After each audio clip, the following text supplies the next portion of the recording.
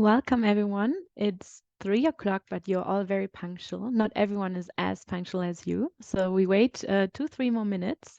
But for those who are already present, please scan the QR code which you see on the screen, or go to menti.com and enter the code 538282 and 4, because we're going to use that throughout the session. So we sit tight and we're going to begin soon.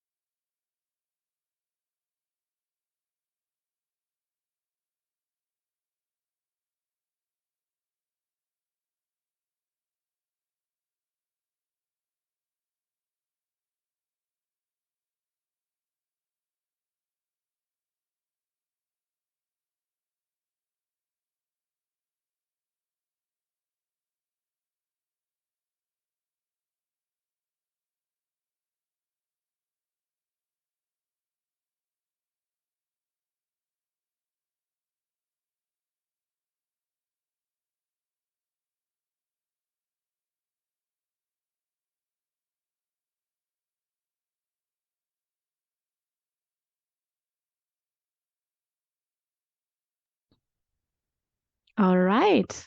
Thank you so much for joining.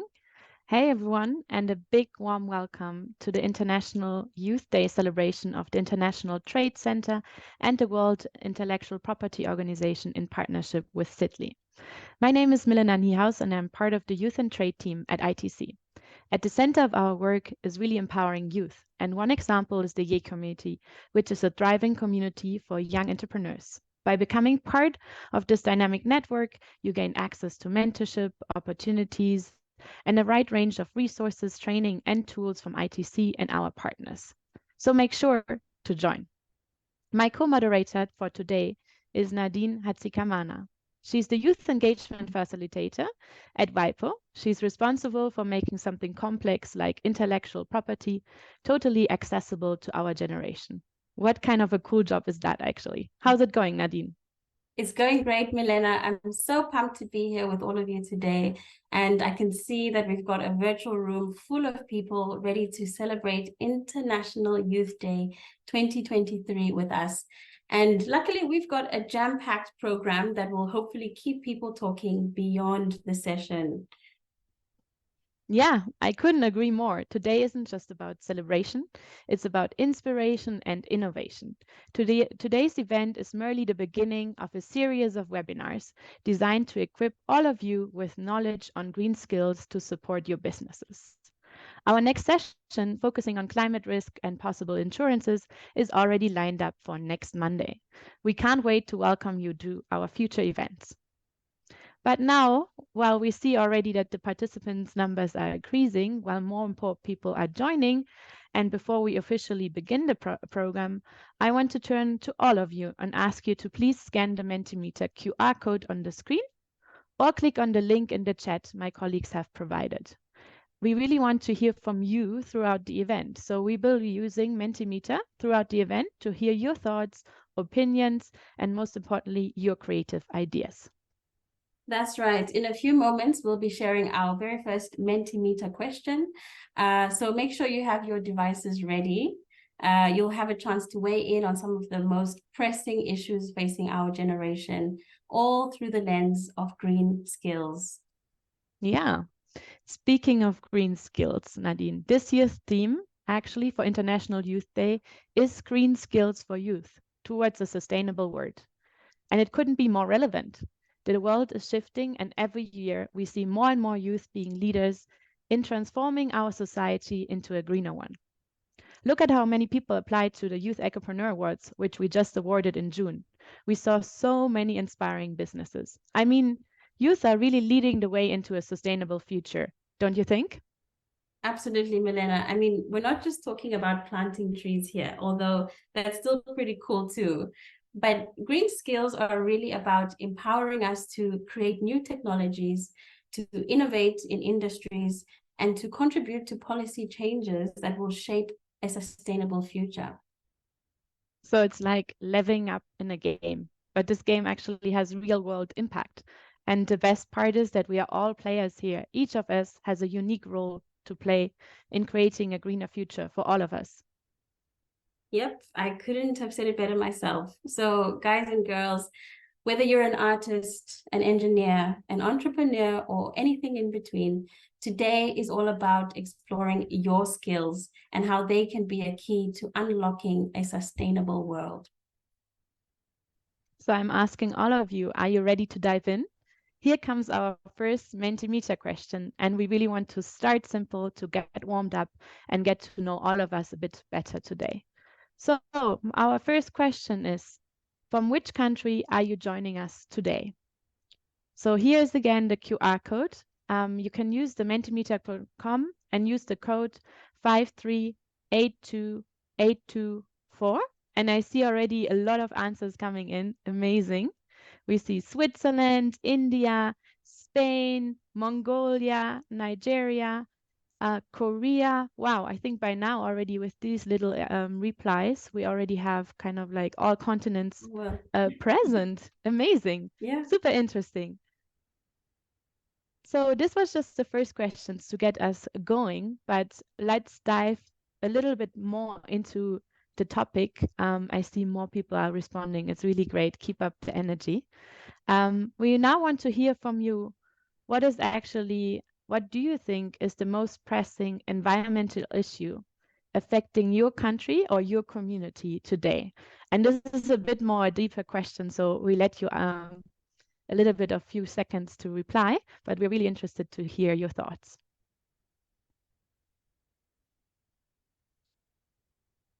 Wow, already deforestation, plastic, climate change is becoming bigger, so a lot of people have already put that in as one of the key topics. It's, I mean, most of the pressing ones. Plastic is coming, waste management, flooding. Wow, now it's getting so small, it's even hard for me to read it. So indeed, we do have a lot of the issues to tackle. I see e-waste, groundwater pollution, but the main topic seems to be climate change, plastic, and waste management. And it's interesting because we're going to tackle about one of them for sure, plastic, also today on how to reduce plastic with one of our speakers. So cool. Really amazing to see already your inputs here. Yeah. So now, before we dive into the conversation, Milena, I'd like to introduce someone who will be adding a creative touch to today's event. Meet Catherine Gicini. Catherine, hey. She's a talented young artist whose work embodies passion and imagination. Today, Catherine will be visually depicting the themes that unfold in the dialogue throughout the session with her art. So you'll be able to witness her unique interpretation of our conversation in real time. So I encourage everyone to check out her work at KG Designs after the event. And stay tuned. We'll check back in with Catherine at the midway point, and then again at the end of the session to see her masterpiece. And then later on, we will shift our focus to a more technical discussion, providing you with practical insights into very specific green skills related to carbon credit markets and green financing by our experts from Sidley Austin. So yeah, let's get right into it, Milena. Yes, I'm super hyped and super excited. Today, we are actually joined by two inspiring young entrepreneurs who won the Youth Ecopreneur Awards powered by the Yay community in ITC. And big welcome to Oyun Garel from Mongolia and Mashur from Bangladesh. Please welcome them and send some virtual reactions through the chat or through the reactions in the bar to give them a really high. Yes, I see them coming in. Amazing. Thank you. Just in June, they pitched their green businesses in front of an international audience in Mongolia and managed to convince the judges as the best businesses in the category of green businesses and land restoration. Congrats again. You two are really inspiring role models in showing the world on how youth have the inspiration and power actually to transform the world into a greener space. Welcome and thanks for joining today's International Youth Day celebration. While we hear about your green solutions, let me hear also from the audience, what would you do if you would have unlimited resources? What environmental innovation would you personally bring into your life? So we're going to share again the screen. You have the option to put your thoughts in. And while we wait for your comments, we have this discussion with the two winners because I'm actually super interested to find out what inspired you to become a green entrepreneur. So Mashur, how did you actually decide to set up iPage, your business, and why is it an agricultural tech business which supports thousands of farmers in Bangladesh? So over to you. Let us hear your thoughts. Thank you, Melina. Thank you, everyone, for joining today and showing your support towards the core value of today's celebration, the International Youth Day. And of course, to answer your question, Melina, the core reason why I am running an agri-tech startup is lying behind my root into a family which is absolutely a farm activity based family. So my 95% of my paternal family are farmers. My dad was the first one who came out of that norm, and then I was inspired to get into everything else but not agriculture. So when I got out of that engineering college, so I'm an electronics engineer. So when I got out of the engineering college, I saw that my parents are inspiring me to get into to everything else, but not in agriculture, because of the uncertainty of this industry, because of not seeing the financial viability over the period of time of this industry. So when I got into my first professional activity in the government job, then I switched into my first startup. I was always feeling that zeal, that burn deep inside me to get back to the community where I belong to, why my cousins, my brothers are belonging to, and I always wanted to do something for them, so that in future the next generation from my community, from the farmers community, will not be told to choose any other profession except agriculture, because agriculture doesn't make sense financially for them. So that is my story of starting something for the farmers, for the agricultural sector. And I'm from Bangladesh, one of the most climate vulnerable nation in the world. In our country, our farmers, our smallholder farmers, without even understanding the fact that they are standing in the front line of climate change, they are continuing to do what they have been doing for through different traditional practices for so long, and now it has come to a point where they're not seeing sufficient profitability of what they're doing. And that is where I saw that I could help those farmers, those communities, those marginal communities of our economy, to understand what they're doing, to understand their soil, their most closer element of art that they're engaging with every day to produce something to get their livelihood done. And from that context, along with some other young entrepreneurs of my country, together we initiated this company named iPage, which is an agricultural engineer information tech startup. And we basically are working to support the smallholder farmer to do the right thing at the right time with the right partner. So we help them to do the soil test, we help them to optimize their fertilizer application, and then we also connect them with the ecosystem so that they can sell their product, get their support and services through an informed manner. So that's about my story, and that's what I'm doing here in Bangladesh through iPage. No, thank you so much also to share kind of like your inspiration and your background on why you actually entered into a field which might be not so obvious anymore, but has so much potential both for climate change adaptation, but also, yeah, upkeeping so many people in their livelihood. So yeah, let me move on to Oyungarel. Like, how did you actually come up with the focus on air filters and saying, okay, we now start to use wool as a material for the filters instead of plastic? So what has been your journey as a green entrepreneur so far, or how we like to call it here, as an ecopreneur? Over to you. Thank you, Milena. Hi, everyone. Thank you for dedicating 2 hours of your precious time to listen to us here. And hopefully you leave with something useful and valuable. I am the co-founder of Airy, and as Milena shortly mentioned, we are creating 100% biodegradable wool air filters. And it's actually because of air pollution that we started doing these filters, which ended up tackling a whole different problem also, which is plastic pollution. So air pollution in Mongolia, Ulaanbaatar, our capital city, is extremely bad.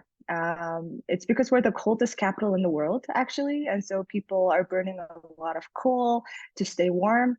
And a lot of indoor air pollution exists, but also outdoor air pollution is almost deadly. Like in the winter, I personally have even blacked out for like 2 solid seconds. Like I just from breathing polluted air, which is crazy. And the statistics actually back it up with like miscarriages being 3.5 times more likely to happen during polluted seasons, etc. So it's like air pollution is just generally really, really, really bad.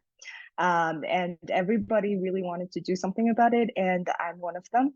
I've been working against air pollution for around 7 years. I have a nonprofit that does public awareness against air pollution in Mongolia, trying to raise awareness about, or trying to make behavioral changes for people to start wearing masks, but also in infrastructure level issues as well. So I was working in sustainable financing, and later I started Airy, and the point was indoor air pollution is usually 2 to 5 times more polluted than outdoor air. And usually we believe that in our homes, we are safer and we are more secure. But the reality is that we're actually more exposed to a lot of pollutants that create a lot of health issues. And so in Mongolia, especially, we use a lot of air purifiers, but the replacement filters are actually not imported at all, which makes you actually discard the whole air purifier device because you can't change the filters. And so we wanted to like solve this problem by saying, okay, let's try to make filters more affordable so that everyone can change their filters in their air purifiers. But when we started looking into it, the filters were actually made from PET or PP plastic. And after filtering, the filters become not replaceable because I mean, not recyclable. So like you would either have to landfill them, or you like even some mines would just like gather them up in one place and burn them, which creates a lot of worse air pollutants, which you end up breathing even worse air. So a lot of these were issues that made us question. And then it was also during COVID, actually, that we started. So a lot of this became like an industrial issue because of the single-use plastic masks that were being discarded. Which meant that like actually the filtration industry has to care about their waste and has to care about their carbon footprint and reduce their scope 3 emissions, etc. So we were looking into local tailored resources, raw materials, and things like that. And sheep wool is known to have really good characteristics for filtering gases. So we just like improved the filtration of dust, like fine dust. And that's basically how we came up with the solution. The whole journey summed up, I would say, just sum up with one word, which is overwhelming. So like the success of the startup is directly proportional to the scope of the vision of the founder. So like I was in Germany earlier in February, and I visited a factory and I was like, oh my God, I am going to be doing like these factories to like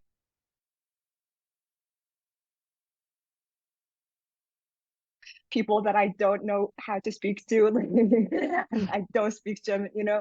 And like all of this was quite overwhelming, but after a while, you kind of get used to it. And it's a lot of these overwhelming journeys that add up and you're like, oh, okay, I can do this. Okay, I am actually, you know, doing this and I can do it. So No, really powerful words to actually, realize by yourself that you can do it. It can be a lot, but it's overwhelming, but you are actually capable, and all of us are capable of continuing. Like really a super strong message. Thank you both of you for sharing already these first insights. And I want to quickly go back to the Mentimeter responses from the audience. So I asked my colleague to kindly upload or share the screen again so we can see the Mentimeter responses. And I just want a very quick response from you both, Mashroor and Oyungerel, on what your thoughts are on these inputs.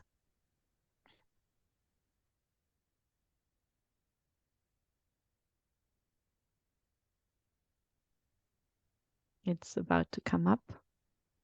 There it is. No, that's...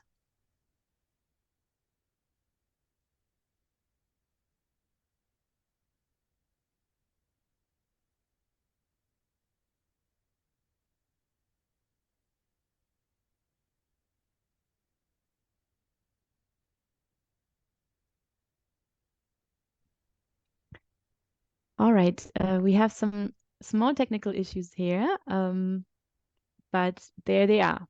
So we have already over 80 responses. So some of them has said renewable energy, recycling, green technology. So yeah, it's kind of aligned what the two of you are doing, but if you have 2 sentences to share for both of you, now it's the time. Oyungerel, maybe you? Vegan law. I'm vegetarian actually, so veggie all the way. And green technologies. Well, I like the easy life to everyone. I actually live by that. Like, hopefully the manufacturers care enough so that normal people don't have to care about sustainability issues, but still live very environmentally friendly. Yeah. Yeah, so I was also looking at the results here. So good number of people are focusing on green technology, and that's what it should be, because as we grow and get into the professional attachment of our career, we always think of innovating something that will look like, that will be posh, that will be sexy enough to present, but we often forget to focus on one simple thing. It is always better to develop a technology, introduce it to the people, but what about the sustainability of it? How it is impacting the people and also the environment that where we are living in. So very few of us will be thinking in the way where we can bring a technology that will not only address the need of people, but also the need of the earth on which we are living in. And that is where we need to be introducing and investing and focusing more in green technologies. No, totally. Thank you so much. And also thank you everyone in the audience to actually provide your thoughts on this topic. Really good one. So let's move onwards. We have a few other Mentimeter later on, so we can bring the slides down now and we get back to it. Right. But Milena, that's really music to my ears, hearing green technology, at WIPO. This is really our, the centerpiece of our green work, WIPO Green. So yeah, very, very interesting responses. But now I want to ask Masroor and Oingril, we all know that nothing good ever comes easy. And so I'm wondering, could you tell us what challenges you might have faced starting your green venture and how did you overcome them? Maybe we'll start with you, Masroor. Okay. Thank you, Nadine. It's definitely it's a fact that nothing comes as easy as we always talk about the success when it gets in there. So for me, if I talk about the challenges that I have been experiencing, and I know I'm quite sure that other ecopreneurs in the same track are facing. So there are three different challenges that I would like to focus and highlight here. Number one, in the process of introducing green skills and green technologies or anything to do around that space, there is a very apparent lacking of failure-friendly finance.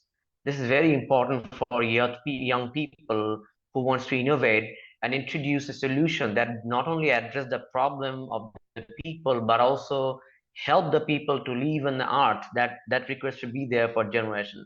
So failure-friendly financing is a key problem, and I would also try to shed the light on how we could address it. We are addressing that challenge. So in the face of the shortage of failure-friendly financing, ecopreneurs, startup owners should avoid going for equity financing or trying to set up a company and try to sell the equity, try to raise equity finance, because that is when you would be answering so much unnecessary questions instead of focusing on what you're building and what should be the impact. Go for grants. There are different impact vehicles, impact finances, and those are really, really helpful to pull up your idea, develop a prototype, test it, get the early user feedback, and then you can understand the value proposition. And then you can pitch it to the investors, institutional investors like equity owners, equity investors, and that is the way you can finance your startup, not by going it for the fast way. So the second challenge that we have been experiencing here in Bangladesh, and also I believe everyone on the entrepreneurship track will be facing, is that the limited access to training, the limited access to resources and network. So this is a very common problem for any entrepreneurs working any part of the world. Now, how can we try to address that? We should be focusing on joining in platforms where we can actually voice our concerns, we can exhibit our works. Platforms like Ye Community can be an example, like where youths from different part of the world can join, they can share their work, they can get connected with resources, networks, peers, share experiences. So that challenge will be there. And for that, to address that kind of challenge, we need more platforms like Ye Community and also more members to be joining on platforms like Ye Community. So this is the second problem, challenge, and that is how we could address it. The last one that I want to talk about is the social norm around us. So by saying that, I'm meaning to the fact, so getting into the starting of a logistic or a ride-sharing startup versus getting into the starting of an agri-tech startup, or getting into the starting of a fintech startup versus getting into the starting of a clean energy startup. So the first ones are always much sexier than the second ones.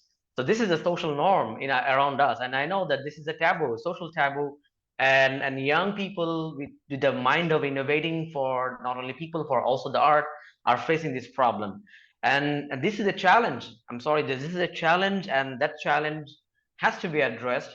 And to address that kind of challenge, we need to interact with role models. We need to understand what they're doing, what challenges that they have faced, and we need to build our thought process around those examples. And of course, we need to come out of our comfort zone, because growth merely happens within the comfort zone. So that are the challenges, these three challenges that I would love to I wanted to share, and that is how we could address those challenges. Wow. So don't be afraid to fail, leverage your networks, and get out of your comfort zone. Excellent, excellent. Oyingril, any challenges you might have faced, and how did you overcome them? I'm really glad Mashur came before me and gave a very structured, systematic overview. I'm just going to rant a bit. We faced a lot of external and internal challenges when we were starting out.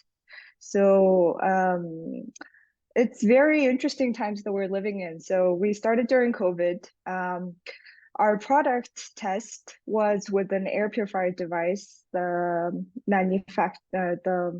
got it from the manufacturer in China. We ordered, and 2 weeks later, the border closed for 7 months. So by that time that the devices arrived, air pollution was gone, because it's a very seasonal issue in Mongolia. And when we were waiting, we didn't really know what was going to happen. So when we had locked in all of our money and resources into that project, we pivoted and tried 2 new other products and tested, and actually got a really good validation from the customers, which kept us going, and which actually helped us expand to our new product lines as well. We also have factory equipment that's arriving from Belarus since March. It's a war-affected region, so yeah, very interesting times. But also, there's a lot of like team issues and internal problems that we're facing. And just generally, like, my feeling from it feels like I'm back in like 1st grade. And now I'm like in 2nd grade now, after like overcoming these few issues. So like when we were starting out, there were 4 co-founders, and 2 of them, for various reasons, couldn't continue with the project. So one of my first like really big emotional hits starting out, was having to like quote unquote fire your friends / co-founders. And that was like heartbreaking. But another issue was with my energy levels, actually. So as I said, I've been working against air pollution for a really long time, and because it's such a huge environmental issue, and because it's a huge systematic issue, I kind of felt really like tired and exhausted from trying to like tackle it from so many different ways. And I actually started AIRI when I was like really tired and didn't even want to think about air pollution as a problem. You know, but what kept me going was like the stories that I had accumulated over the years, like of people who were suffering from air pollution, like children and pregnant women and things like that, that kept me going. But you know, when you know how like Warren Buffett says, when you hire somebody, or like when you get team players, they have to be high knowledge, high energy, and high integrity. But like I myself was at a very low energy level, and there's like an analogy with katanas, like the samurai swords, you know, where like unless you sharpen the katana sword every time after a battle, then you're gonna be unable to face maybe like face the 1st and 2nd battles after you don't really like sharpen. But after 3 battles, your katana is gonna, you know, break, you know, in the face of an enemy. So the enemy being air pollution in my case. But generally it's very important that we keep sharpening our swords, and every time we enter a new battle. And that's one of the mistakes that I made. And I kind of like had this, I read this quote from the Y Combinator, I think, in one of their podcasts that actually helped me come up out of the surface, which was like, teachers teach, dancers dance, entrepreneurs fail, that's what they do. Right? So I was kind of like becoming a bit softer on myself. Like every time I was like, okay, I'm just gonna keep on doing it and keep my energy levels high, like during and after like all of these battles, you know. So yeah, that's a lot of the challenges A that I lot of the faced. challenges. Yeah. No, Yeah. super, super important. Also, really great that you actually mentioned the importance of, yeah, managing your energy level and being also mindful of yourself. Mental health is a big issue, and that we also really Yeah. take care of ourselves and make that as a priority, because otherwise it doesn't continue right in the right way. And actually, that's a great path to the new question I actually wanted to ask you both really shortly right now is, as today is also about skills, and you mentioned kind of a lot of challenges you had right now. What do you think is actually one of the key skills you see, especially in moving into the greener sector and in a sustainable world? What would you advise other young people? What skill you need to acquire in 2 sentences, both of you? It's very hard, I know. Meshro, maybe you can.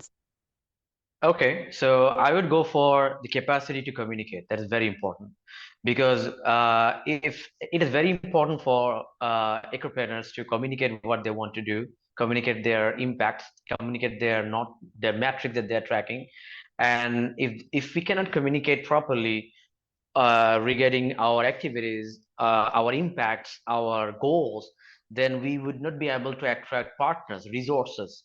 So that is very important. And the second one that I would focus is the network.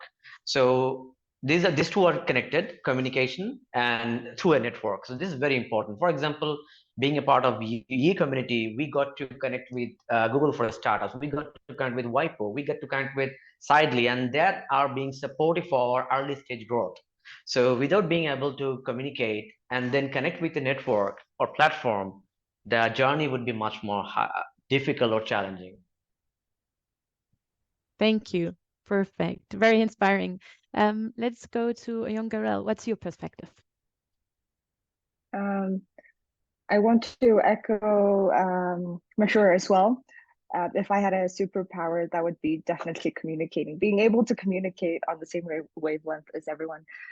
But don't start counting. Okay, my first green skill is, I'm also going to echo myself, interpersonal skills. So I'm not saying inter, but intra, where your communication with yourself that matters. So we always talk about like physical hygiene, but we should be talking more about emotional hygiene as well, where we are cleaning the nooks and corners inside our brain and our emotions and everything. And after you've done that, then like when you're compassionate with yourself, then you can be compassionate with your stakeholders, you know. And then you can contribute and come from a place of love and compassion and like creating values. And that's actually like a big thing for me, because like previously all of my air pollution related efforts used to come from a place of like anger. Like that was my driving force, you know. I used to channel that anger, but like once I started working more with myself, then I'm able to come from a place of like creation and compassion in addition to anger. So that's one of the really important things. So channeling compassion as the driving force, then anger. And secondly, accurate problem identification. I say this because I see a lot of startups who actually come up and they're not solving a real problem that real people face, but they're like obsessed with the product. And however important and lovely the product is, if that doesn't solve like real problems and create real value, then it doesn't really matter. So we have to always be looking at our solution and thinking, going back to our source issue that we're solving, and really asking ourselves, like, is this really solving our issues? Is this the actual problem? Because if you are solving like the source problem, then you're able to eliminate a lot of the symptoms as you go. So you hit a lot of stones with one bird that way. So yeah. Awesome. I'm just seeing all the reactions popping up, and I think it's a testament to the fact that you guys are giving amazing, relatable answers. Excellent. So I'm going to pivot a little bit. I've done quite a bit of research about you two and your performance at the Youth Ecopreneur Awards. In fact, my colleagues at the WIPO Division for Asia and the Pacific, they did not waste any time to inform me that both of you have already begun the journey to protect your green ventures. So I think you guys are both a great example that age should not be a barrier to leveraging the intellectual property system. So could you share with us your key learnings in the world of IP? What advice would you offer other young entrepreneurs looking to foster innovation and to protect their green projects? Mashru? Yeah, and I think the problem that young people or young innovators will be getting into by being ignorant about intellectual proprietary rights preservation is that even before getting into the market or testing it with real users, that will be copied.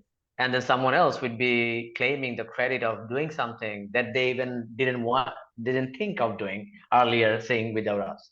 So after getting into the Ecopreneurship Award platform, what happened to our company is very specific. Like, we were thinking of protecting the IPs of our company, but we didn't have a clear path. We didn't have a clear strategic approach towards registering our innovation from local perspective to a global perspective. So that is where we were in the challenge. And after getting into the getting to know WIPO and their activities and the support vehicles, what happened? Getting back from Mongolia, we were approached by by Bangladesh government's specific or agency, and they asked us whether we need support from them to register our IPs in locally first. So that happened because WIPO is a connected organization. It's a platform. Can I say that it's another platform, and they have connection all over the world. And in leveraging that connection, we successfully submitted 3 applications for trademarks and copyrights in our local patent office.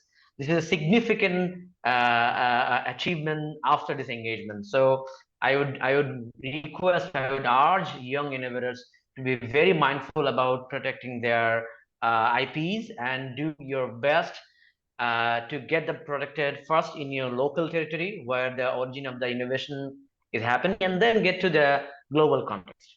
Awesome, awesome. Very impressive. And Oingril, same question. How has your IP journey been, and any tips you might have for young people who might find the IP system quite daunting? Sure. We have filed like 5 intellectual properties over the last 1.5 years, because we're a very specifically science-based, innovation-based startup. So for us, it was 2 things. Like, one is protection, but legally protecting your solutions from your competitors, but also protecting your creators, like the researchers and the innovators who are creating these solutions. So how that shows up in real life is you put legal phrases and protections into your employment contracts, into your company bylaws, and and all of these legal documents have all of these reflected. So that's very important for protection. And secondly, for promotion, when we are talking to B2B clients, our IP is definitely like a huge promotion for us to show that it is a new innovation and that you also can trust us. Yeah. Awesome. I think you guys make it look easy, you know, so that's really awesome. Very inspiring. Well, thank you both for your invaluable insights. It's really heartening to see innovation and intellectual property play such a vital role in the green sector. Now, we'd like to open the floor to all of you in the audience. This is really your opportunity to share your thoughts, ask your questions, and engage with our panelists. Please take advantage of this moment and use the Q&A function to pose your questions. I see we already have one question. Go ahead. So, what skills do you think young ecopreneurs should have to successfully get grants for their ideas, so as to avoid equity? So basically to avoid giving up a portion of their business, but rather to get funding. The age-old question of financing. I don't know, Masroor, do you want to give it a stab? Yeah. So should we answer it through writing, or should we talk about it here? Please share verbally. Okay. What are two skills do you think you have? Okay. So yeah, first one is very very essential one. The art of writing up what we're doing. So this is actually an art. I have always been saying this. So our first 10 grant applications were absolutely a failure. Our first 20 applications were nearly failure. There was like 90% failure rate. And now their failure rate is getting lower. Why? Because we have slowly gotten into that art of writing up why we are here, why do we exist, whom we are trying to support, what the product is doing for our customers. So number one skill is to garner your capacity to write up what you're doing for home. Number two is try to have a very clear sets of numbers. You need to know why you are working, but you need to understand, you need to be able to explain which market you're working with, what is the volume of the market, what is the market size, what is the value we can add, how that will be projecting over 3 to 5 years for your company. So we need to have these numbers, and these numbers needs to be put in the articulation of the write-up. So these are the two things I would emphasize. Are you okay? Thank you. Nice. My answer is use AI. Generally, everyone wants to answer two questions, and specifically if they want to give you a grant, the second question is more important. So firstly, is this going to be an actual business? And secondly, is this going to be high impact? You know, it's very simple two questions, but as Masroor went into detail about finances and a lot of the technicalities, all of them need to be answered in the first, like, is this going to make me money? You know, that's important. But also nowadays, because all of these grants are available for sustainable businesses, we do have to measure, report, and verify that we are creating all of these impacts. So if we're saying we're reducing plastic waste or preventing it, then we have to be able to measure that and have that verified by a third party, for instance. And so you at least have to know that, okay, we need this verification, and this is what metrics we will be using to track our business and how others can be using it to track our process. In terms of writing and copywriting, when you use AI, more importantly, my principle, at least always, is to use emotions. I also used to be a journalist before, and emotions are way better than emotion plus data or data alone. So if you can tap into, if you can pass the vibe check, let's say, right, then people are more willing to provide you with these opportunities. And yeah, like if you can sell your business on paper, then you can sell your product. Yeah, Really great. Also, like the power of storytelling, right? Like bringing Yeah. into your own story in it. Yeah. The questions are tickling in. We want to tell you, please continue with the questions. We only have time for one more live, but we encourage you to keep them coming because we can answer, or Jungerel and Mashur will answer them in writing throughout the session.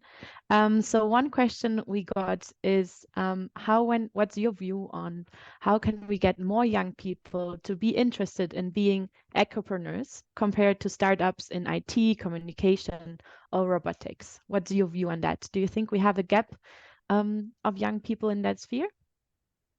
Maybe Garel, for you to start first now. It's not necessarily like very separate field, is it? Like you have a lot of IT companies tackling environmental issues, and more. I personally don't think everybody needs to be an ecopreneur. Like, do whatever makes you feel alive, right? But always be mindful of the sustainability and the impact of your solution, because as a creator, you have a responsibility to bear the consequences of your creation. Very simple. So if you have an IT or a communication or a robotics startup, that's fine. But like if you are creating, if you are using more bio-based materials or like creating all of these eco-friendly options, or at least, you know, negating your impact, then like I would say just increase awareness so that people can be mindful about these issues. Otherwise, you know, like we need a lot of people who are alive, not ecopreneurs alone. Yeah. No, that's true, but still be mindful about your sustainability Oh, yeah. impact throughout, no matter the Yeah. choice of Yeah. career. And Great I'm one. gonna add a little bit more. Very tiny. Generally, as businesses, if we are not leaning towards sustainability, the market is going to push us out in the future. And that's a really important point that we should consider. Yeah. No, totally. Yeah. Great. Thank you. So Mashur, in 2 sentences, what's your take on that? I think Ayoki has given the right answer, the best answer here. Not everyone has to become an entrepreneur, but of course there are a significant gap in the participation volume of young people for entrepreneurial supports or startup initiatives. To mitigate that kind of gap, we need more resources available on platforms like e-community, or there are other platforms which are very limited. So this resource should be giving the comfort zone, should be giving the access to the young people who want to do something to face the climate challenges, to help the marginal communities sustainably. So first of all, we need platforms with more resources. Of course, Ye community is doing its best. We want to see more of it. And second one is policy. The governments, the policymakers needs to have solid policy outline to support initiatives like ours, like other people around the world who are trying to support the people and the art on the same platform. So this policy making procedures should be open and should be supporting young innovators like us. Awesome, awesome. So now, as we reach the halfway point of our conversation, let's take a moment to check in with Catherine. Catherine, your art always has a way of capturing the essence of a story. So can you share a glimpse of what you have been working on so far? And perhaps, yeah, let's see.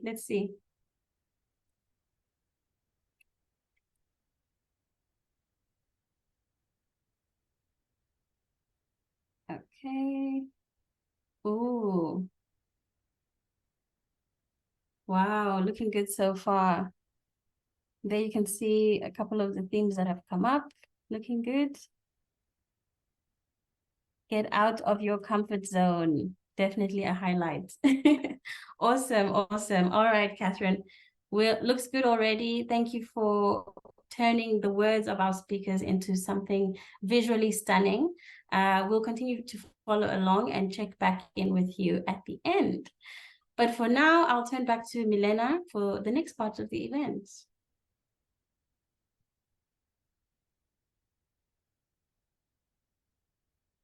Milena.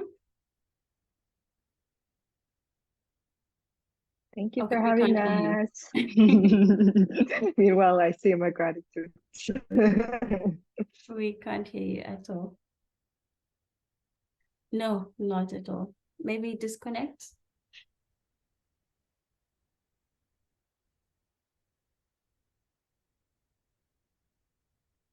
No, still no.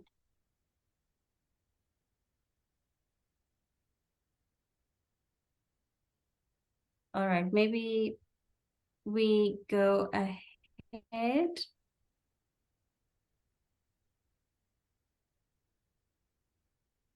Okay, let's continue. This has been a very insightful discussion, and as Youth Day is all about green skills, we also want to give you the opportunity to learn new green skills. One of the biggest challenges for all young entrepreneurs is finance. So today we will learn about green financing and carbon credit market. So a warm welcome to Netanya Sidley and Ellen Pesh, our green finance legal experts from Sidley Austin, who will give us the introduction to this topic. So please show your support using the reactions below. Over to you, Netanya and Ellen. We're excited to learn. Nadine, thank you very much, and very excited to be involved in the International Youth Day celebration today. I'm Ellen Pesh. I'm a partner in the Boston office for Sidley Austin, and I co-head Sidley's global derivatives team at the firm. I've been spending a lot of time over the last couple of years working on carbon credit issues, both creating and then trading in the carbon credit market. So I'm excited to be talking to you about those issues today. And I'm joined by my colleague, Netanya Clixby, who will be talking about the green finance issues. So I'm going to turn it over to Netanya to introduce herself and get started. Netanya? Thanks, Ellen. Hi, everyone. I'm Netanya Clixby. So I'm a managing associate in Sidley Austin's London office. I'm a derivatives and structured finance lawyer. So I help companies and financial institutions with their derivatives and finance transactions. And happily, that includes a growing number of green financing transactions. This year, I also worked with the derivatives industry trade body, ISDA. So some of you might have heard of them. I co-authored a white paper on energy security and the route to net zero, which discussed different types of green financing and green initiatives to help companies and financial institutions meet their net zero targets. So that's us. I can move on to the agenda for the day. So that's the next slide, I think. Great, so the agenda, that's the agenda. So we're going to start off with an introduction to green financing, which I'll cover. And then I'll hand back over to Ellen, who's going to discuss carbon credits, both compliance and voluntary. And after that, we'll open the floor to a Q&A session so you can ask us some questions. But before we get into the topic, I think it's quite helpful to take a step back and to consider, why is green financing so important for ecopreneurs and for businesses generally? And the first one I know that you all, next slide, please. The first one I know that you're all aware of, which is the climate change crisis. But secondly, it's also really important that we consider green financing to make sure that we have sustainable profitability for businesses, including SMEs. So just to talk about the first topic for a second, the climate change crisis. According to the World Health Organization, climate change is humanity's biggest threat. And the WHO forecasts 250,000 additional deaths per year as a direct result of climate change. So, if we all want the human race to survive, green financing must be a key focus for businesses and entrepreneurs and ecopreneurs, and that includes small SMEs as well as large corporations. Moving on to the profitability point, it's also, it can be more profitable for businesses to focus on green finance and really embed that into their operating practices. And one of the studies that kind of highlighted this recently is a report by McKinsey, which showed that 70% of consumers across multiple industries said that they'd pay 5% more for a green product of exactly the same performance to a non-green product. So, in short, having green products and best practices can make you more profitable as a business. There's also a huge amount of public funding right now that is available for businesses, which makes it quite an exciting area for a lot of our clients to be in. And there's quite a few initiatives out there, but the biggest ticket item right now is the Inflation Reduction Act from the US. And under that act, the Inflation Reduction Act, the US is going to invest around $370 billion in green programs over the next 10 years.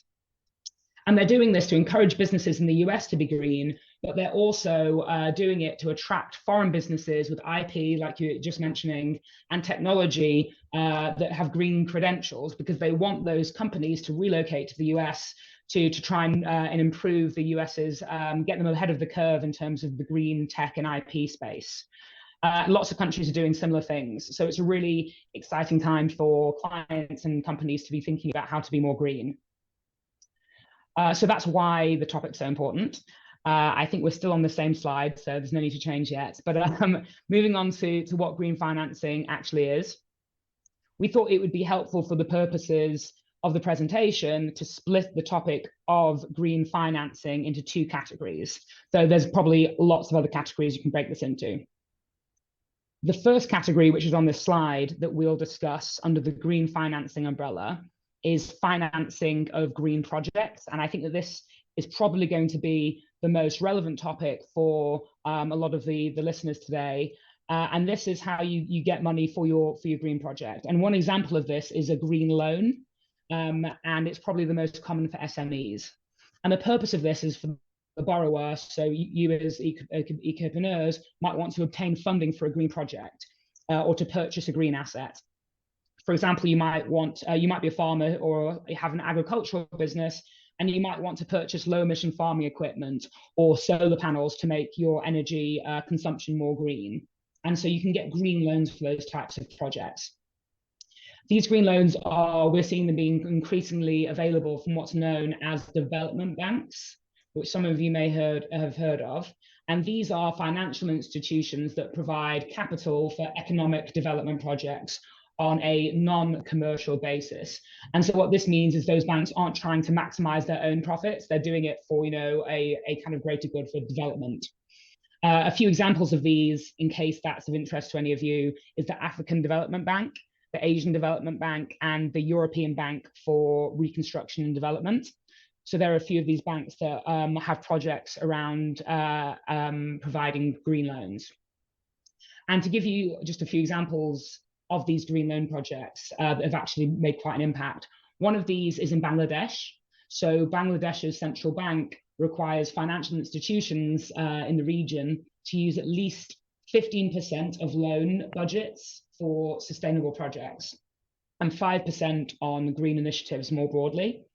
And this has actually led to more than 185 garment factories in Bangladesh receiving international certifications as green buildings. And they've done this by using the financing from the Bangladesh Central Bank to make their operations more green. So, to get these solar panels in place and to make sure their packaging is more sustainable. And so these businesses were able to improve their green credentials, which also gave them access to development financing that they otherwise wouldn't have had. So that's an example of a really great project that's a green loan. Another example is in East Africa, and the Agri-3 Fund in East Africa provides partial loan guarantees to commercial banks. So those are banks that are trying to maximize a profit and don't necessarily want to take a risk on loaning to a borrower that they think might not pay back. And so what the Agri-3 Fund has done is guarantee these loans for sustainable agriculture projects so that these companies, these SMEs, are able to get that funding from commercial banks as well as the development banks. And so that's another example of the kind of green credentials around a project opening up funding that wouldn't otherwise be there. And so, these are kind of good examples of real life green projects that are available for SMEs. So now, if we can move the slide, please. So the next category under the green financing umbrella is sustainability linked financing. And so while the proceeds of the green loan that we were talking about, they have to be used to directly fund a green project, the proceeds of a sustainability linked financing or sustainability linked loan don't have to be used on a green project. Unlike a regular loan, these loans have sustainability-linked metrics. So there's a financial incentive for the company that receives the loan to meet certain sustainable performance targets. So this could be, for example, if you reduce your greenhouse gas emissions, or you utilize water more efficiently, or you improve your energy efficiency, that means you'll pay less of an interest rate on your loan. So there's a real incentive to meet your targets. In a typical sustainability-linked loan, it's usually linked to interest rates, depending on meeting these targets. And some of them also require you to use the savings you've made on that interest rate to invest in other green projects. So there's a kind of green efficiency there and a double help. And there's also sustainability-linked bonds, which is another type of sustainability-linked financial product. And in my area, as a derivatives lawyer, there's also sustainability-linked derivatives. However, we're currently seeing these products, the sustainability-linked loans, bonds, and derivatives, they're more tailored to larger scale businesses rather than SMEs. But we were thinking it's quite important for SMEs to have an awareness of what's going on with the larger scale companies, not just because a lot of you will grow into these larger companies, but also because the more SMEs and ecopreneurs who are asking their lenders about these types of products, the more likely these banks are going to start thinking about how they can get sustainability-linked financing into the hands of SMEs. So it's good for you guys to know about those products as well. So I have been talking about all of the exciting aspects of green financing, but I think there's also some legal issues and considerations that are definitely worth considering around green financing before we move on to Ellen talking about carbon credits. There's quite a few things we could talk about here, but we broke it down into three main topics, which are the points to consider. Firstly, I would say the main hot topic now of a consideration around green financing and ESG products more generally is the topic of greenwashing, which I'm sure a lot of you are already aware of. But just to give you a quick summary of that, that's the practice of making any particular activity appear more environmentally friendly than it is. So it's quite important, if you want to pursue green financing options, that you're able to demonstrate that your project actually has the impact that you say it does. Because that can actually lead to quite serious legal ramifications, both actually reputationally and legally if you don't meet those. For example, in the US, the Securities Exchange Commission, the SEC, they have stated that they see greenwashing in the financial sector as the same as any other type of fraud, and they intend to pursue and regulate greenwashing as if it is fraud, which is quite a serious statement. So we've got to make sure that we're actually delivering on the products that we're on the claims that we say we are. And so, the greenwashing has not just been on a regulator side for companies. Quite a high profile example of this was that H&M, who's quite a famous retailer, they had a class action lawsuit brought against them because their alleged sustainable clothing was no more sustainable than its competitors. And that had a real negative impact on H&M's brand. And it also meant that it was quite costly for them. So we've got to make sure we're being as green as we say we are, which is one consideration. Another point to consider if you want to participate in green financing is that your lenders will require you to demonstrate that your product is green. And I actually heard this being talked about in the earlier presentation, because this means that borrowers and companies, they have to have the sufficiently robust data recording and reporting. So they have to make sure that they can show what green impact they're having. And this can be extensive. It can be quite costly and quite time consuming. So SMEs and ecopreneurs have to make sure they have like a partner who's able to help guide them through this, such as a willing lender or a capital investor who can help them with their reporting requirements if they don't already have those capabilities. The final consideration that I'll mention for SMEs, which I think we see the most in the SME market, is the lack of control over the full life cycle that a lot of SMEs have over their product. And so what we're talking about here is, to hit these sustainability targets for green financing, this involves consideration about where the materials come from, manufacturing processes, packaging, transportation, recycling. And these processes are often done in collaboration with supply chain partners who might be less willing to be green. And that can be a blocker for SMEs in particular because they often have less leverage than the larger organizations. So before I hand over to Ellen, I'll give you a quick summary because I appreciate there's quite a lot of content there. So green financing is important to help tackle the climate change crisis because, but also for profitability. There's also a number of initiatives globally to allow SMEs to obtain financing for green projects. And we should hopefully be seeing an increasing number of sustainability-linked financing for SMEs in the future. We hope you look into green financing options as you grow your business, but just make sure to watch out for greenwashing if you do so. That's it for green financing. Passing over to Ellen for carbon credits. Thanks, Natanya. Can we advance to the next slide, please?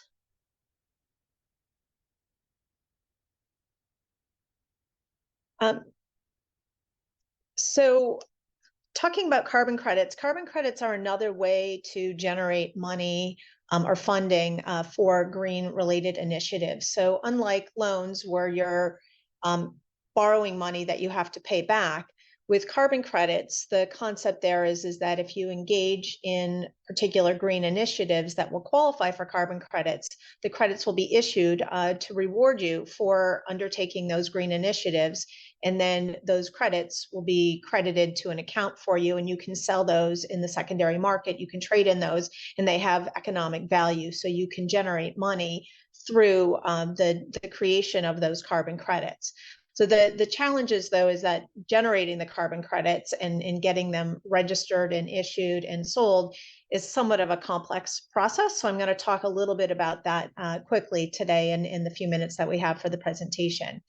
So what is a carbon credit? A carbon credit in and of itself represents 1 metric ton of carbon or other greenhouse gases that are either avoided or removed from the market. So that's where the incentive is. You have to do something to avoid or remove carbon or greenhouse gases in order to get the credits issued.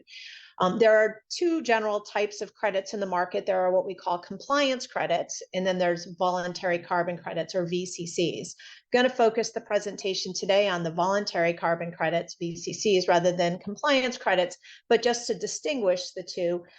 Compliance credits are usually issued in connection with a particular governmental program or scheme, so like the European cap and trade program. So there, companies engaged in certain industries are allotted so many carbon credits, and those that need the credits need to buy up excess credits from some of their peers who may have surplus because they've been allotted by the government more than what they may need for their carbon usage. And so then there's a secondary market that develops in terms of the trading, but that's all set by regulation, and those are just awarded to the industries that need them. Voluntary carbon credits are completely different, and that is you create a project or an initiative that will offset or reduce carbon credits, and there's 2 general types. There are avoiding and reducing type projects, and then there's removal or sequestration type projects. So for the avoiding and reducing type projects, those would be things that actually involve the replacement of current carbon sources with other low carbon type initiatives. So renewable energy projects, reducing methane emissions, changing out household appliances like cook stoves or other types of household appliances that would have more energy efficiency. So those are types of things that would avoid or reduce the amount of greenhouse gases and carbon. So those can be used for some of the voluntary carbon credits. Versus the removal and sequestration type programs. Those are things like afforestation and reforestation type projects. So where you're planting more trees to actually remove carbon from the environment or greenhouse gases, or sequestration where there's actual carbon that is being grouped together and sequestered, either buried. There's initiatives to do different types of projects where you're sequestering the carbon either in the under water or in the ground. So those types of different projects can be undertaken. And if they're structured in a way that will particularly generate the carbon credits through one of the registries, you can then have carbon credits issued when you undertake those projects. And then those credits will be available to you once the projects have achieved the goals. And then those can be monetized into cash to help fund both the project or to fund future initiatives. So there's different organizations out there. There's different registries currently. There's like the Vera and the Gold Standard are two of the more popular registries that are out there. And what you need to do in order to generate the carbon credits is identify a particular project that you want to undertake. You would go to the particular registry and then figure out how your project would fit into their requirements, because you'll need to ultimately get certified by one of those registries in order to get the carbon credits issued. You go through an application process, you register the project, and once then the project gets launched and is undertaken. And as part of that whole approval process, they will identify to you what the time frame is in which the carbon credits are expected to be issued and how many are expected to be issued for the particular project. And then as you undertake the project, the credits get issued as you get audited, and they check the process and that the project is in fact being undertaken and achieving its goals. And then those carbon credits get issued and placed into your account at that registry. Then once they're in your account, they can be sold or traded. They can only be transferred within the registry. So whoever's buying them would have to have an account at the registry. But typically what ends up happening is that you get two types of purchasers. There's either purchasers who need carbon credits, either because of regulatory requirements, so like the airlines who need to have different carbon credits available to offset some of their regulatory requirements. They will purchase the credits, and then once they have purchased them, they'll retire them, and then they just get canceled. So that is them then paying for an offset for their carbon usage, versus the other types of people that are buying the credits, and those are really speculators and traders, and they're people who are buying credits in the market today, expecting that the price of the credits is going to go up at some point in the future, so they buy them and hold them in hopes of making money off of trading in them. So those are the two types of carbon credits that we see in the market today. So some of the legal issues that come up with respect to voluntary carbon credits, you have the greenwashing consideration that Natanya was talking about before, and there have been some concerns raised about some of the projects. So one of the ways to kind of mitigate that is where the registries are establishing themselves as being creditworthy, or not creditworthy, but trustworthy in terms of the marketplace, and that they're doing their audit and undertaking reviews of the project and monitoring the projects and making sure that they're in fact achieving the goals that they're supposed to. There have been some recent issuances or instances where registries have certified projects, and then due to challenges, they've subsequently uncertified the projects. So they would no longer issue credits for those projects, which has led to some issues.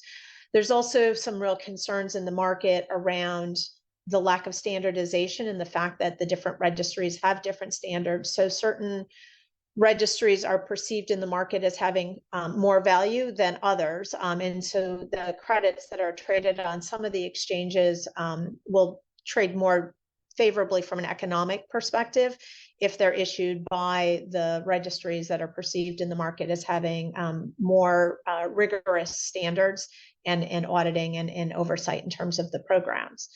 So those are the primary legal issues, is the greenwashing, and then also just complying with all the terms and conditions around the certification agencies. So they, in order to get the credits issued, you have to comply with the standards initially, but then there's ongoing compliance that needs to be satisfied with respect to the accounts and trading in the credits.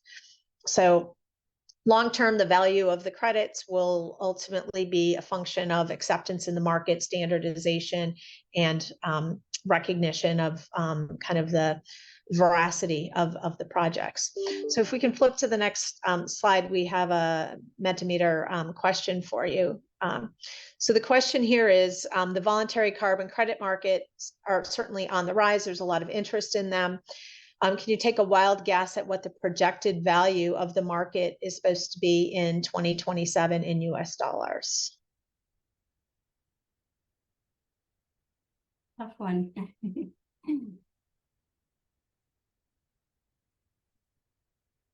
Let's see. I was surprised at this response. 100 billion, 3 billion. 50 million. 20K.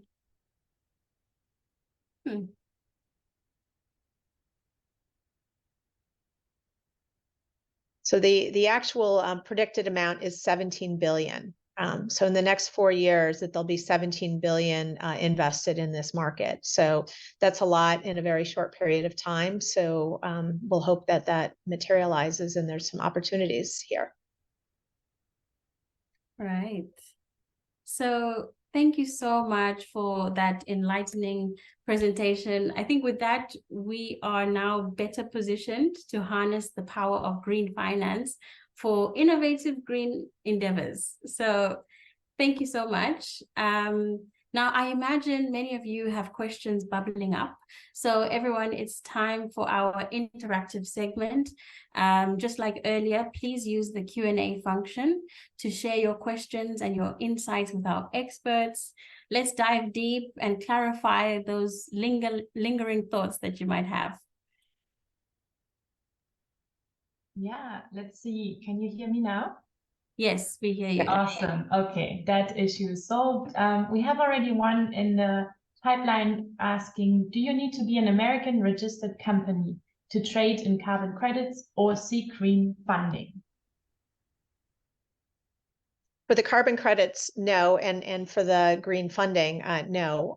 In fact, many of the issuers of the carbon credits that I've been involved with are not U.S. companies. They're organized in their local regions, whether that's in Latin America, or Europe or Africa or Asia. Okay, so that kind of addresses somewhat the next question, but another question we have is, how can green financing help SMEs who are involved in innovation get access to finance, particularly in Africa, where there is talent, but there are certainly a lot of difficulties getting access to acquiring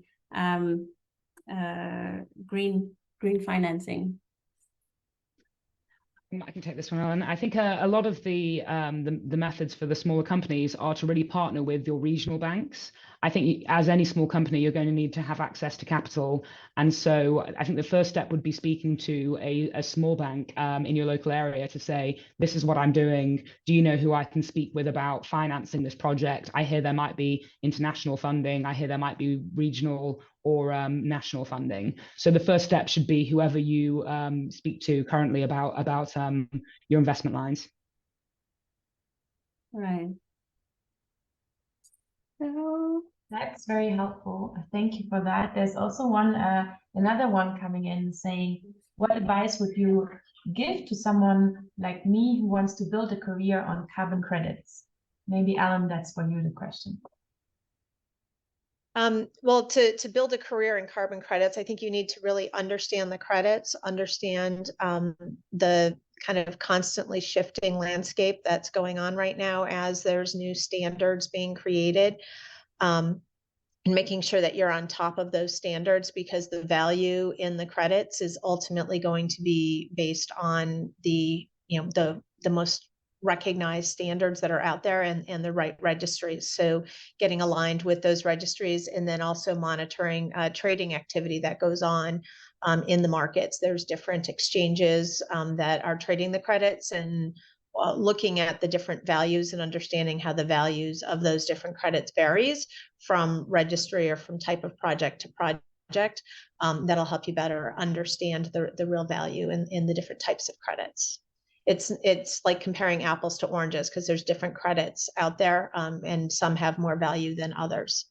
Yeah, so it touches well with our theme on green skills. It's about upskilling in this area. So one last question, because we're reaching the end of our session. So final question, ladies, are there any additional barriers for women or youth in accessing finance? Yeah. A tough one, isn't it? And I think that from what I do a lot of D&I work outside of my work as a lawyer, and there seems to always be barriers for women everywhere accessing anything, unfortunately. And so it probably really depends on the region that you're in. But I think that the lasting advice I'd give is that you just have to, you have to try.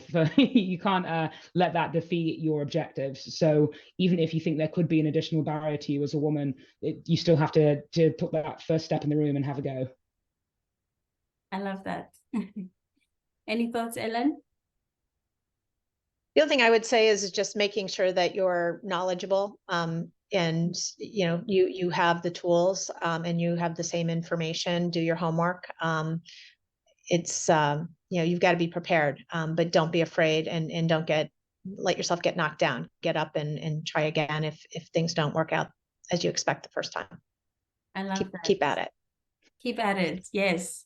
So, wow, this has really been an inspiring session. But before we wrap up, I think let's turn our attention to Catherine Giccini and her artwork. Catherine, please unveil the final products and walk us through the visual narrative you've created. We're super excited to see.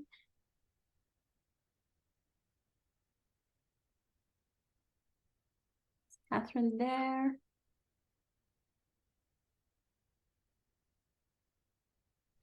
Hi, yeah, I'm here. Just gonna Okay. screen share. Let's give Catherine a moment. There we go. Okay. Nice. So do you want to run us through some of the key themes that popped up for you and that inspired this artwork? Yeah, sure. Can everybody hear me okay? Yes, we hear you perfectly. Okay, cool.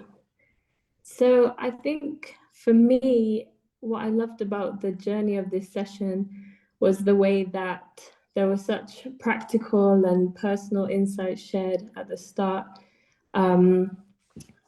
Yeah, I think I wanted to get back to the community I belong to, or like the quote there, and then the quote that says, "I can do this," and then it was like linked to energy levels and emotional hits and one journey after the other, and just like a real feel of there are obstacles, but there's an encouragement here to not give up. And I also think the little sheep is quite fun as well. That was a strong visual when I thought of how cool and innovative it is to think of using sheep's wool for air filters. So those were some of the things that stood out in the first section. I tried to be a bit more like capturing key phrases on the green financing and carbon credits. I just thought that would be helpful for us to go back to and to remember those things. I think the legal considerations were quite vivid for me. I think it's helpful to have those things in mind going forward, like considering greenwashing and the lack of control. So just, yeah, really things that stood out for me there. Yeah, it'd be great to see if other people have things that are really standing out to them. But yeah, Nadine, I'll pass back to you. Awesome. This is excellent. I think everybody in the comments, it's quite varied. AI robots again. Smart, super smart AI. Humans. Okay. Putting your faith in humans. That's nice. Encouraging. Robots for sure. Creative human. I like that. A nice balance. I think that sends the message that we want all hands on deck, even in a proverbial environmental apocalypse. So Exactly, Mandy. And while we had now this very fun question on who do we trust more between aliens and AI robots, at the end, we also learned today that we have actually quite a lot of power and transformative power within our generation, within the young people, to make it happen, that we don't need to rely on robots and artificial intelligence and aliens. So I really want to call upon all of you to keep up this great energy and work towards a future where we all can still live on this planet. So it was really great to see all of you with such energy and creativity, passion from all of you today around the globe. I truly hope that today's event was enjoyable and enlightening for you as it was for me. And as we wrap up our celebrations, I'd like to highlight some upcoming events to further promote our shared mission for a greener future. So we have it on the slide again, but we have this one just was the kickoff of a series of webinars we have on green skills. The next one is already next week, Monday, the 21st of August, where we dive into MSMEs, climate risk, and potential insurances to really get you equipped of what might need to be there to equip your businesses, followed by a webinar in September, where you will learn about what is needed to actually export. So really get ready to tap into that market. And then at the end of September, we have another session on getting into the climate smart network introduction, but also on voluntary sustainable standards. And there you will learn that the voluntary is not so much voluntary anymore, actually, because there's a huge demand from clients around the world to really have more sustainable products and certifications as well. So we will really looking forward to welcome you there again, and stay equipped with the green skills. But before we close, again, really a massive, massive shout out to all our brilliant speakers today. Oyun Gorel, Masroor, Ellen, and Netanya. Thank you so much for this. Please show your love with all the reactions you can do. It was really great to have you here. Thank you really, really a lot. It was very inspiring, and you could see it in the amazing artwork of how much inspiration you also gave. So just as a last kind of like reminders, please stay connected. We learned today how important network is, community. So stay connected, network, and remember to dive into the YE community. Visit yecommunity.com and join us if you're not already a member. Masroor already mentioned the community a lot. We didn't script this, so glad to hear that. It's very useful for all of you. And I also want to remind that you can tap into WIPO's resources as well. To learn more about young people can leverage the intellectual property system. Visit the WIPO Youth Engagement webpage. It was already shared in the chat, but we will share all slides, all resources and tools we have mentioned today later, also with an email. Putting also the recording in there, so you have kind of all resources available. So thank you everyone for your enthusiastic participation. We're eagerly waiting our next rendezvous on Monday already. And until then, stay green,